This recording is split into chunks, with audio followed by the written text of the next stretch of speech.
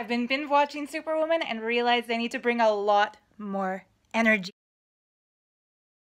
How are you doing today, my dearly beloved YouTube viewers? So I've been reading through comments on recent videos, and one of the most frequently asked questions or frequently given comments are coming from people who are curious to know more about my regular day-to-day life. I think the last couple of videos where I've introduced you to my mother and my auntie, where you get to see kind of behind the scenes in our life here, has piqued some curiosity about where I live, what I do, what I like, how I am off camera, and what really motivates and inspires me. And especially because you've seen such a huge transformation on this channel, going from a monastic Hindu in India, and then all of a sudden I'm making a video about how happy and grateful and excited I am to be back in the world, making jewelry, making art, and that could leave some of you wondering, WTF? Anyhow, here it is, a brief tour of my house, my studio, my creative process, and my art. And no, I didn't make any of these behind me, but the tour begins right here in the front foyer. Yes, this is the front door of actually my mom's house. It's a nice little door, isn't it?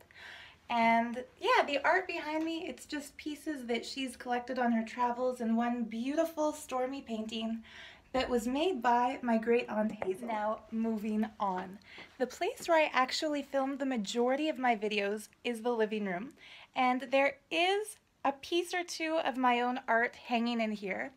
For example, this print. I don't know how detailed you're able to see it. It's extremely detailed.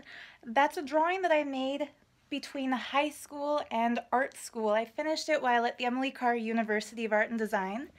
And this is one of about 30 lithographs that I made while I was going to art school.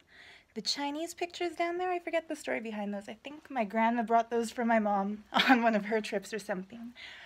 Yeah, that piece I made in grade 6. Shout out to grade 6 art class. But the best part of this room for me, where I've spent the most quality time that I consider even sacred, is this area here, because these are the curtains. You'll probably recognize them if you're one of my regular viewers, where I make almost every single video. It's a perfect neutral background. The lighting is always really nice, especially in the summertime, which it's not right now, but still. And I really feel like I can just let everything I want to say flow through when I'm here, because the first thing I do is take a deep breath, ground myself, focus on what I really want to communicate, and then just let it come through. Watch out, now you're gonna see my messy side. This is where I keep all my jewelry making supplies, and I will clean this up, I promise, for those of you who are neat freaks out there. I will clean this place up, but yeah, this is where I make jewelry, this is where I do paintings, drawings, watercolors. Lately, I've been predominantly focused on jewelry because it's just so exciting to get my hands back on gemstones and metal and beads once again. I absolutely love making jewelry, and another reason I decided to make this the theme for today's video is that we are celebrating Navaratri, which is a beautiful Hindu celebration of the goddess of Parashakti, the mother herself.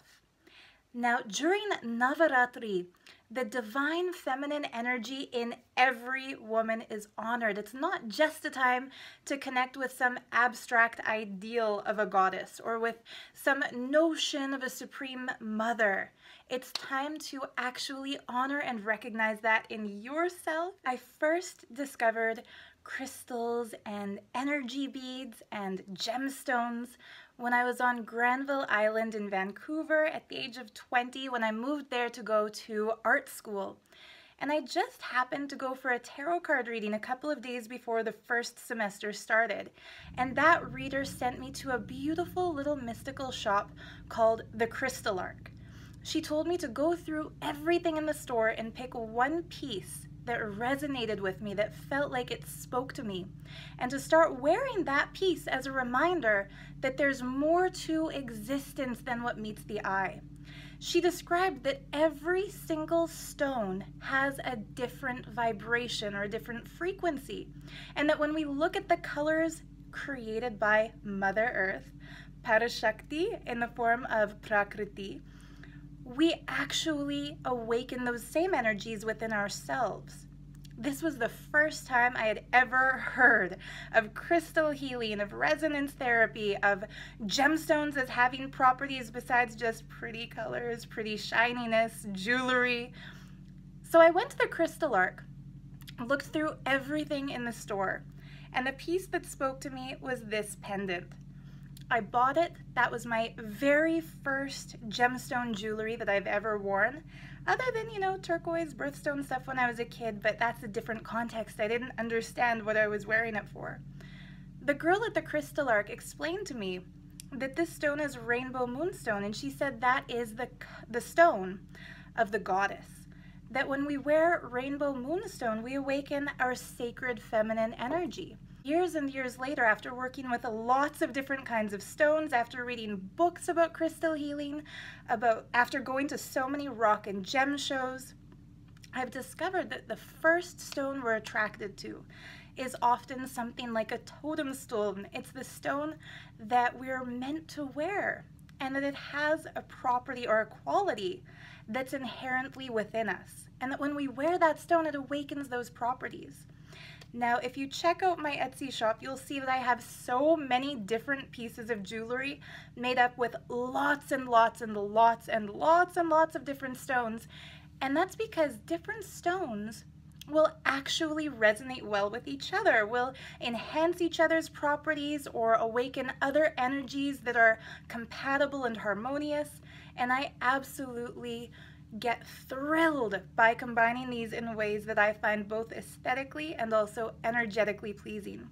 In fact, this beautiful necklace I'm wearing today, and yeah, I just did something kind of shameless. I just called my own necklace beautiful. I'm low-key giving myself a compliment. But anyhow, this necklace is one of the pieces in my shop, and I've made it to celebrate Navaratri. The main goddess that you see here is actually Lakshmi Devi.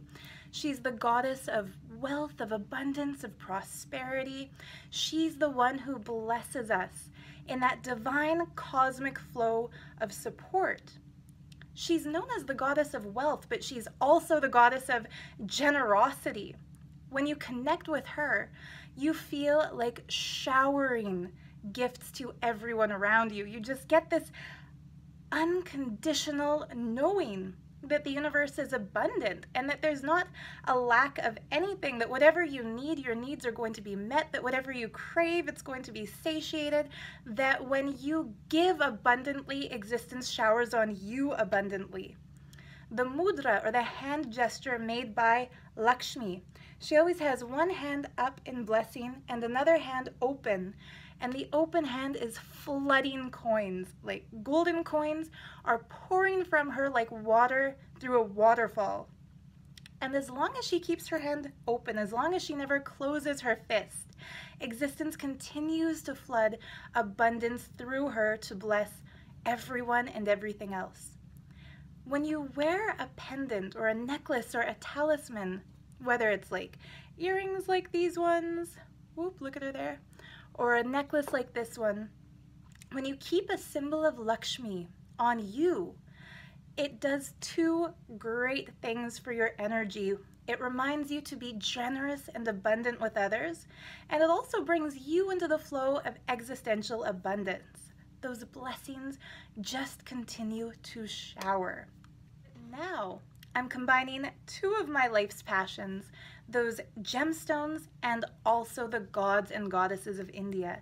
So expect to find more and more and more sacred deity pieces in my shop, like this Laxmi necklace. And the gods you see here are Shiva and Devi. Mahadeva himself, the god of all the gods, and his beloved consort, the goddess in her ultimate form, Parvati, Shakti, Devi, Maheshwari. She has so many names, so does he. When you see the both of them together, it brings you into the space of realizing the mother and the father are not just archetypes. They are personalities. Existence isn't some dead, dry cosmic energy. It's a live, vibrant, loving force that's here to support you, to encourage you, to bless you, and to keep you in the cosmic flow. Navaratri and every other Hindu festival are times when we remember the love of existence, that the gods and goddesses are literally truly with us, answering us, blessing us, and keeping us aligned with integrity to what we love most, to what we want most, and they help us make that a reality. So this was just a teeny tiny little mini tour of the place where I am now, my mom's house, and what I'm doing here, what I'm working on. We're about to go on a little road trip to see something I have always wanted to see, which is the Dark Night Festival in Jasper National Park. And on our way back again, we're stopping in Calgary for the Rock and Gem Show, and this is going to be so much fun. The last time I was there, I stocked up on all kinds of my favorite stones, like moldavite, like Herkimer quartz. I found some boji balls, all kinds of stones that are typically hard to find even if you search online. And one of my favorites among these, one of my favorite stones, sorry, I had to pause the video to go and get this because I had to show it to you. One of my all-time favorite stones is Ammolite. That's the lower of the two stones in this cabochon that I made. It's also known as the Alberta stone because this stunning gem that looks kind of like a foiled stained glass is found in only one place on the entire planet, and that's Alberta, Canada, where I'm lucky enough to get to live, where I was born. And the other stone that's added to this cabochon that I just felt complements the purple and blue tones that you can't quite see on screen, maybe you can, is called cavensite. And it's a very fine, rare kind of a mineral. It's delicate. So I'm going to make this into a pendant. I've ordered the bales already. Citrine is used by so many crystal healers as a talisman for manifestation, for accumulating abundance, for giving generously, for being kept in that universal harmonic flow that's continuously self-perpetuated and self-generating the more we give and give and give. And so in celebration of that, if you mention this video when you purchase anything in my shop, I'm going to include a free talisman that I will custom make just for you out of a piece of this sacred citrine gem. And also the Lakshmi that I'm wearing here, that's there in the shop, it's using lots of different stones: rose quartz for love, amethyst for divine connection, pink lepidolite for grounding and finding inner peace, clear quartz to use for scrying and energy amplification, Rudraksha, of course, to connect with Shiva. But the piece also has a hidden secret. In the back, I've actually added some hidden citrine to keep close to your heart, depending on how you wear the necklace. Either close to your heart or close to your solar plexus for manifestation. It can fall in either place because the length is adjustable. You just unpop it and you can wear it long. And so I wore it doubled over and short for this video because I wanted it to be seen the whole time, but you can also wear it long. Let's see if I can get this back on again.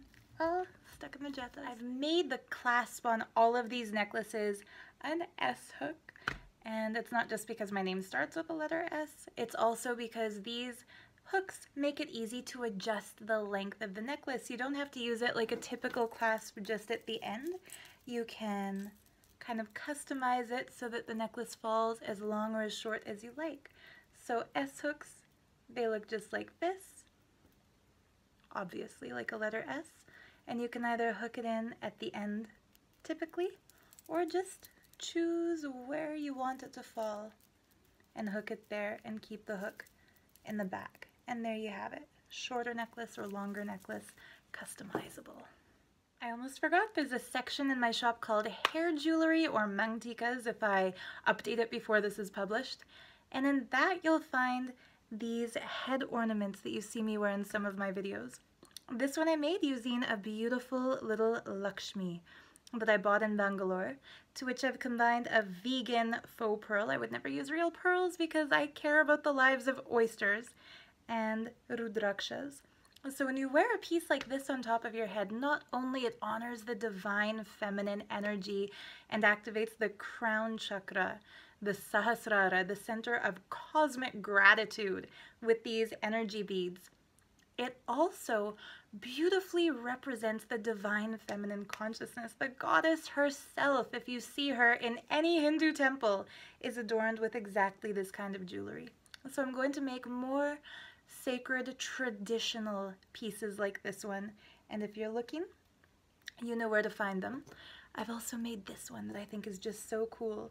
I repurposed one of my own old pieces of jewelry and added to it a brand new Rudraksha and a brand new clear quartz crystal, Rudraksha being the seed most sacred to Lord Shiva. It's known as his tears of compassion.